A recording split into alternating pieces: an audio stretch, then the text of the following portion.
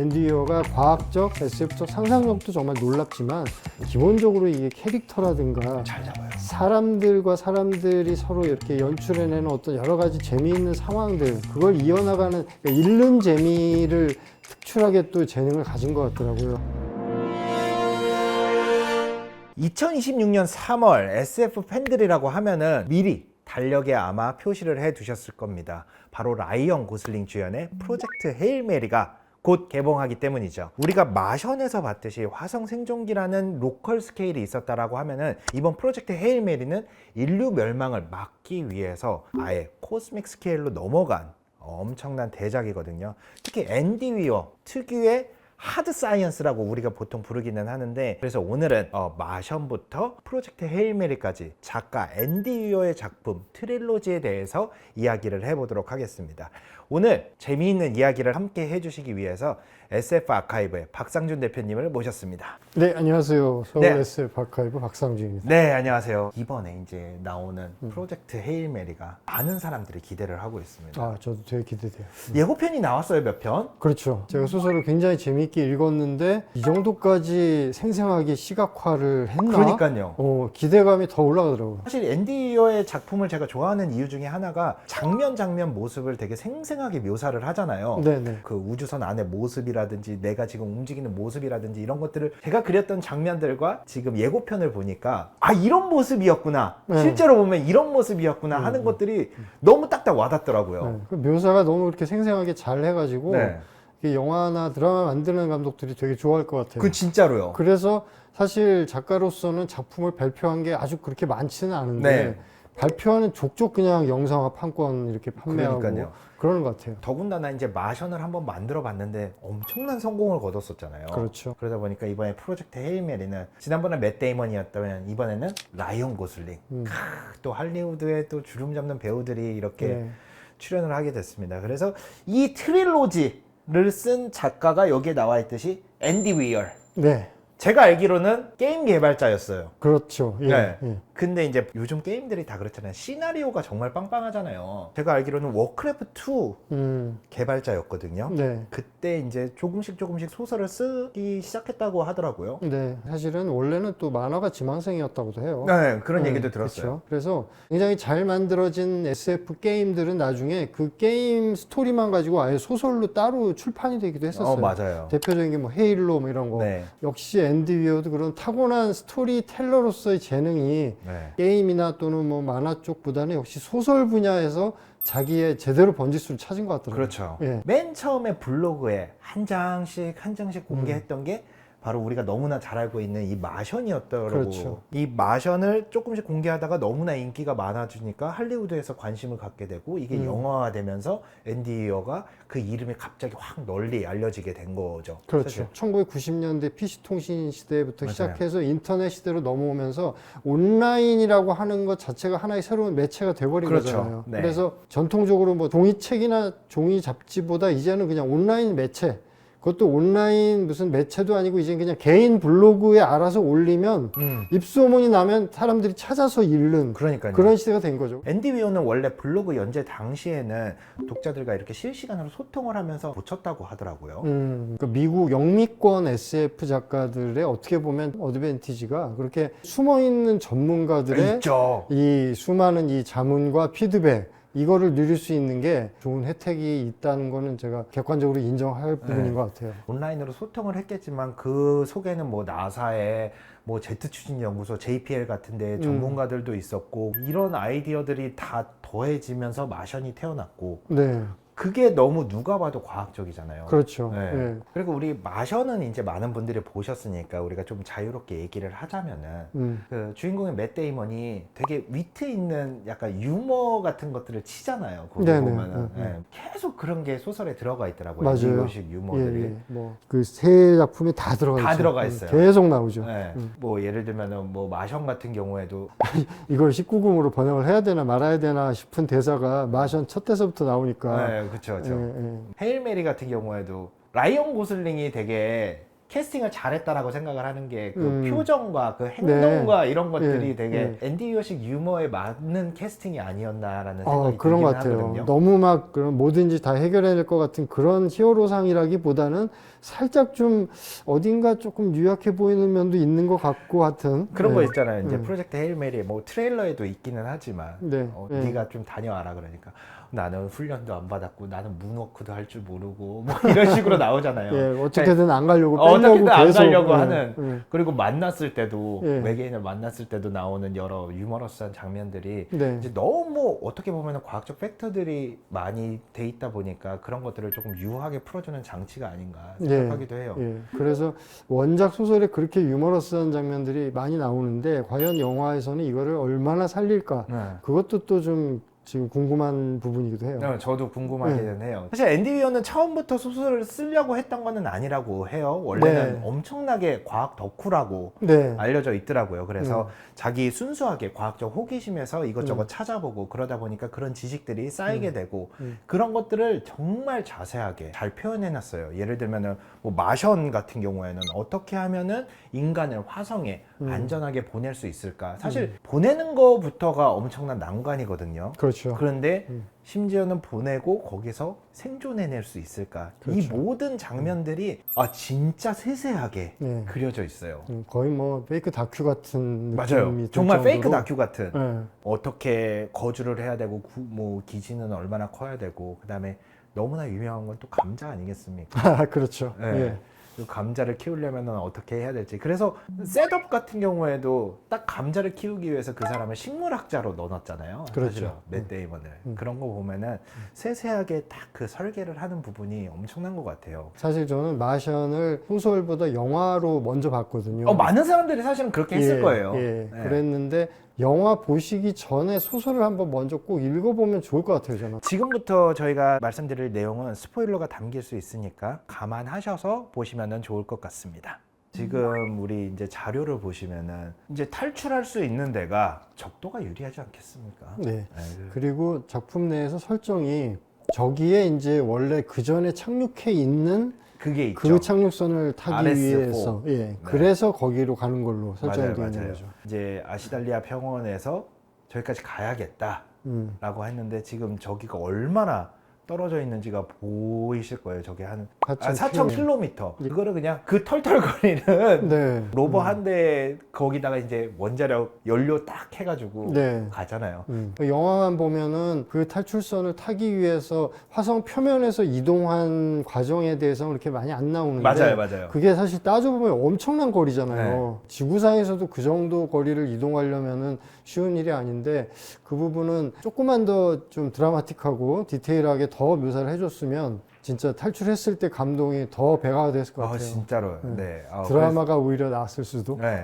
그 과정이 저는 책에서 가장 재미있었던 부분 중에 하나였거든요. 진짜 난관에 난관을 만나면서 폭풍 만나죠. 차 뒤집히죠. 이러다 보니까 네. 사실은 앤디 위어가 좀 대단하다라고 느끼는 게 저런 거를 그냥 상상해서 넣은 게 아니라 화성 지형도를 이제 직접 펴놓고 내가 정말 마튼이라고 빙의를 해서 가면은 얼마나 갈 수 있을까를 직접적으로 계산을 해봤다라고.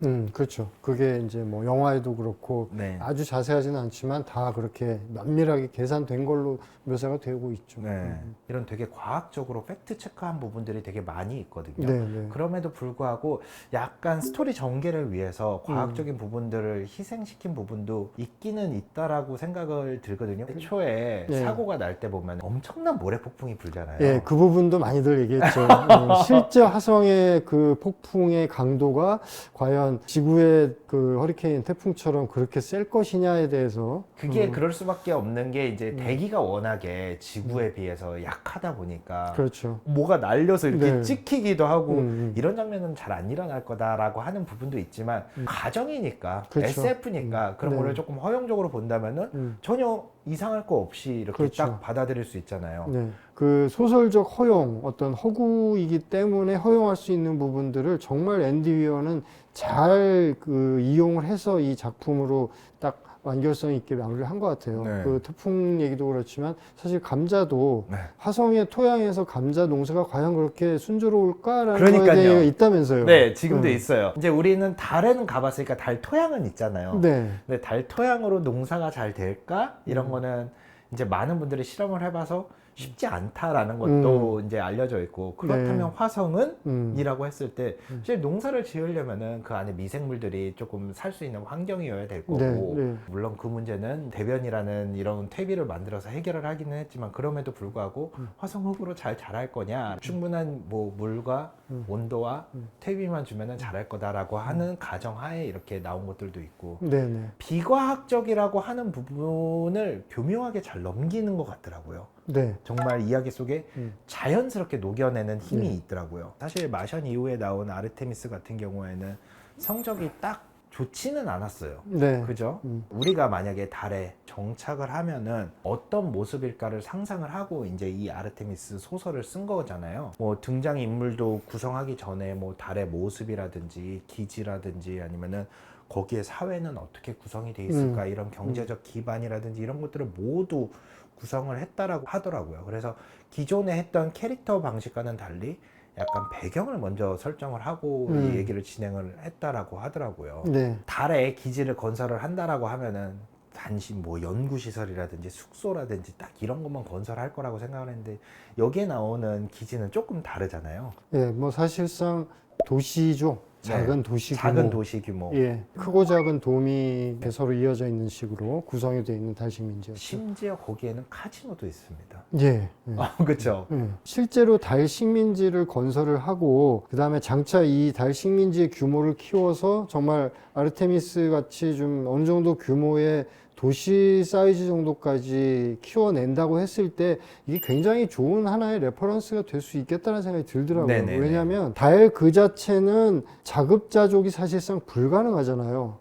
그런데 또 돈이 있어야지만 지구에서 이런저런 자원들도 가져오고 운송비 같은 거 필요하니까, 그러니까 달 관광 부분을 굉장히 잘 묘사를 한 게 이런 걸 생각하고 있는 사람들한테는 굉장히 좀 실용적으로 팁이 될 수도 있겠다는 생각까지 그렇죠. 전 들었어요. 뭐 달 코스라든가. 아르테미스는 저는 개인적으로 이 세 소설 중에서는 그래도 조금은 좀 아쉬운 작품이긴 했어요. 저도 그래요. 네. 근데 사실 여기 두께로 보면은 두께도 가장 얇긴 하잖아요. 예, 예, 네. 예. 달 기지에 상주하고 있는 인원이 그래도 어느 정도 규모가 되었다라고 가정을 한 가까운 미래가 배경인데, 과연 그런 상황에서도 이렇게 아르테미스의 주인공 친구처럼 불법적인 일을 하거나 네. 아니면 거대 기업이 그렇게 막 달과 관련된 전체 산업이라든가 이런 생사 여탈권을 막 쥐고 흔들 정도의 영향력을 가진다는 게 과연 이게 사회학적으로도 그렇게 개연성이 높을 것인가? 뭐 이거에 대해서는 저는 개인적으로 조금 의문이었는데, 네. 사실 달을 배경으로 한 다른 SF 작품들도 많이 있거든요. 그 달 식민지가 지구하고 대결을 해가지고 달이 독립을 하려고 한다는 내용의 소설이 이미 일찌감치 1950년대에 네네. 그 로버트 하인라인, 너무나 유명하죠. 뭐 스타쉽 트루퍼스 같은 네. 작품의 원작 소설을 썼던 사람인데, 로버트 하인라인이 다른 무자비한 밤의 여왕 뭐 이런 두만 소설을 쓴 게 우리나라에도 소개가 돼 있고, 그래서 달을 배경으로 한 작품들을 이것저것 이제 SF 팬의 입장에서는 좀 봐왔다 보니까 아르테미스는 약간은 좀 마션이나 또는 프로젝트 헤일 메리에 비해서는 SF적 상상력의 어떤 독창성이나 신선함은 상대적으로 조금 아쉬웠다. 저는 좀 그러긴 했어요. 그렇게 볼 수 있죠. 왜냐면은 사람들이 SF 뭐 소설이든지 이런 거를 보는 관점이 거의 비슷할 거예요. 그렇기 때문에 네. 할리우드에서도 마션 영화 했고 프로젝트 헤일 메리는 영화 하지만 아르테미스는 아직까지는 그렇죠. 얘기가 없는 거 네, 보면은 뭐 영상화 판권을 팔렸다는 소식은 본 것 같은데 네. 결과물이 안 나왔죠 아직. 네. 예. 아르테미스도 보면 캐릭터들은 기억이 나거든요. 네. 굉장히 독특한 캐릭터들이 여러 나왔고, 그래서 아마 아르테미스도 나중에라도 영화든 드라마든 나오면 앤디 웨어가 쓴 이야기니까 한번 봐야지 하는, 앤디 웨어의 팬이라서 찾아서 볼 사람들이 분명히 있을 것 같아요. 저도 그렇게 생각을 해요. 이제 트릴로지 요 네. 3부작 중에서 마션하고 아르테미스는 어떻게 보면 근미래의 현재 과학기술 수준으로 거의 대부분 다 실현이 가능해 보이는 것들을 배경으로 한다라고 볼 수 있을 것 같거든요. 네. 반면에 프로젝트 헤일 메리는 정말로 이 SF적인 상상력이 엄청나게 많이 발휘가 된 것 같더라고요. 시작이 있을 수 없는 일부터 시작을 했잖아요. 그러니까요. 사실은요. 예, 예. 아스트로파즈라고 하는. 그렇죠. 네. 네. 그래서 다른 것보다도 프로젝트 헤일 메리의 어떤 그 상상력에서의 어떤 좋은 점은 뭐 얘기하자면은 이제 굉장히 많지만 네. 지금 시작부터 말씀하신 그 아스트로파지라는 전혀 새로운 어떤 생명체 형태 이런 것을 생각해낼 수 있는 어떤 그 발상 네. 이거야말로 저는 진짜 SF만의 매력이라고 생각이 되고 저는 그거를 앤디 웨어가 정말 잘하는 거죠. 맞아요. 저는 또 진짜 그 프로젝트 헬멜에서 놀랐던 부분 중에 하나가 별이 감염될 수 있다. 그러니까요. 그거를 약간 우리 만약에 코로나 때처럼 네. 전염병식으로 표현을 해놨잖아요. 시작 네, 네. 부분에. 네. 아, 그러다 보니까 그 발상적 배경 때문에 나중에 외계인을 만나게 되는 그 근거가 되기도 하고 그렇죠. 그 동기가 되기도 하고. 네. 앤디 웨어가 과학적, SF적 상상력도 정말 놀랍지만 기본적으로 이게 캐릭터라든가 잘 잡아요. 사람들과 사람들이 서로 이렇게 연출해내는 어떤 여러 가지 재미있는 상황들 그걸 이어나가는 그러니까 읽는 재미를 특출하게 또 재능을 가진 것 같더라고요. 그게 저는 뭘 느꼈냐면은 되게 특징적인 거는 음. 주인공이 많지 않잖아요. 아, 그렇죠. 프로젝트 헤일 메리 같은 경우에도 제가 보면 하나, 둘, 세 명 가지고 다 얘기할 수 있을 것 거의 같아요. 그렇죠. 네. 예, 예. 뭐 주인공이 되는 그레이스 박사라든지, 네. 그다음에 거기에 외계인이 나오는 로키라든지, 책임자, 프로젝트 예. 책임자였던 스트라트라든지, 음. 이렇게 딱 보면은 네. 몇 명 안 되는 그 캐릭터만으로도 그 캐릭터한테 완벽한 성격이라든지 네. 이런 것들을 부여를 하면서 계속 그 캐릭터만으로 이 두꺼운 소설을 끌고 갈 수 있는 힘이 있다라는 것도 네. 그거 엄청난 능력인 것 같거든요. 근데 이제 마션은 너무나 딱 화성이라는 제목이 딱 있고, 그다음에 아르테미스는 누가 봐도 이제는 아르테미스 미션은 꼭 달과 연관이 그렇죠. 되어 있다라는 내용도 알고 있는데 프로젝트 헤일 메리라고 하면은 프로젝트는 알겠어요. 이제 헤일 메리라는 뜻이 4쿼터에서 네. 초가 다 됐을 때 마지막 트라이거든요. 마지막으로 이제 쿼터백이 뭐 되든 안 되든 어떻게 던지는 거를 이제 헤일메리라고 하는데, 그러니까 농구의 약간 버저비터 버저비터 비슷한. 같은 마지막 순간에 던지는 걸 헤일메리라고 하는데, 이 소설을 읽어보면 왜 그거를 프로젝트 헤일메리라고 했는지를 딱 알 수 있을 것 같아요. 이게 약간 미국 사람들한테만 딱 들어오는 단어기는 하거든요. 네, 저도 제목만 접했을 때는 그냥 뭐 주인공 이름인가 막 그랬어요. 그럴 수 있죠. 예. 그랬는데 그뭐 지금 말씀해주신 프로젝트 헤일 메리의 진짜 의미를 저도 이 소설을 이제 읽으면서 알게 됐어요. 이 앤디 웨어의 트릴로지 이야기를 한번 나눠봤는데, 오랜만에 SF 이야기를 이렇게 좀 해보시니까 어떠셨나요? 아, 저는 굉장히 지금 즐겁고 행복합니다. 네. 헤일 메리를 얼마나 기대하고 있으며 어떠한 디테일한 부분들 굉장히 궁금하다 이런 것들을 공감을 하면서 이렇게 맞아요. 얘기할 수 있는 상대가 생각보다 이렇게 많지가 않거든요. 그래서 오늘 항성님하고 그 얘기도 할 수 있어가지고 저는 굉장히 좋았어요. 네. 헤일메리 개봉하기 전에 네네. 제가 또 박성준 대표님 모시고 다음에는 입자 물리학 과학자를 과학자를 한번 모시고 네네네. 이 속에 있는 네. 과학적 내용들을 한번 예. 조금 얘기를 해보면서 이게 네. 정말 가능하고 네. 어디까지는 나 앤디 웨어가 천재적이었다 이런 생각을 할 수 있을까라는 부분들을 한번 짚어보고, 네네. 그리고 그런 것도 한번 해보면 좋겠어요. 만약에 프로젝트 헤일 메리가 우리나라에서 개봉을 한다면 우리나라는 라이언 고슬링 편에 누가 들어가면 좋을까? 아, 저는 머릿속에 딱 한 명 있기는 하거든요. 그래요? 네. 그러네요. 한번 재밌는 생각을 한번 얘기 한번 해보시죠. 예, 네, 알겠습니다. 오늘 이렇게 나와주셔서 앤디 웨어에 대한 얘기 해볼 수 있어서 좋았습니다. 감사합니다. 예, 재밌었습니다. 고맙습니다. 네. 예.